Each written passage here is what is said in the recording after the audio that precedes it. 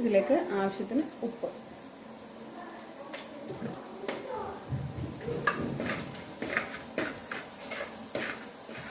ഇതൊന്ന് മൂത്ത് വരുന്നതിലേക്ക് നമ്മൾ നേരത്തെ തന്നെ കഴുകി വൃത്തിയാക്കി വെച്ചിരിക്കുന്ന കുറച്ച് കുടംപുളി ഇട്ട് കൊടുക്കും.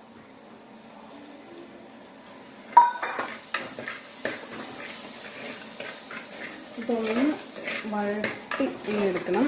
അതിനുശേഷം പൊടികൾ ഇടാൻ പോവാണേ.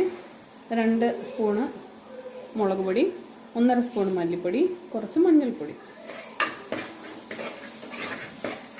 ഇട്ട് കൊടുക്കാം.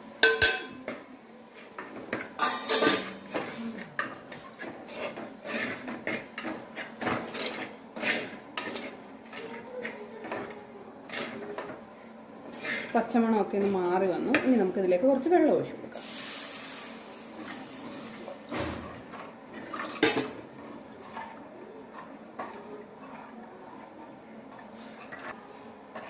ഇനി ഇത് നമുക്ക് അടച്ച് വെച്ച് ഒന്ന് തിളയ്ക്കുന്നത് വരെ വെയിറ്റ് ചെയ്യാം. നമുക്കിത് തിളച്ചൊന്ന് നോക്കാമേ. തിളച്ചിട്ടുണ്ട്. ഇനി നമുക്കിതിലേക്ക് മീൻ കഷ്ണങ്ങൾ കഴുകി വൃത്തിയാക്കി വെച്ചിരിക്കുന്നത് നമുക്ക് എടുത്തങ്ങോട്ട് ഇടാം.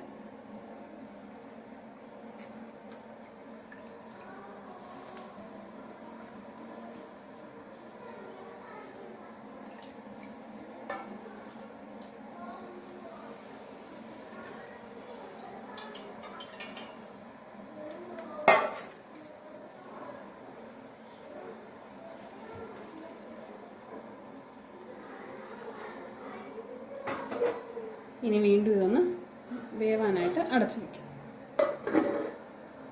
മീൻകറി എന്തായെന്ന് നോക്കാമേ.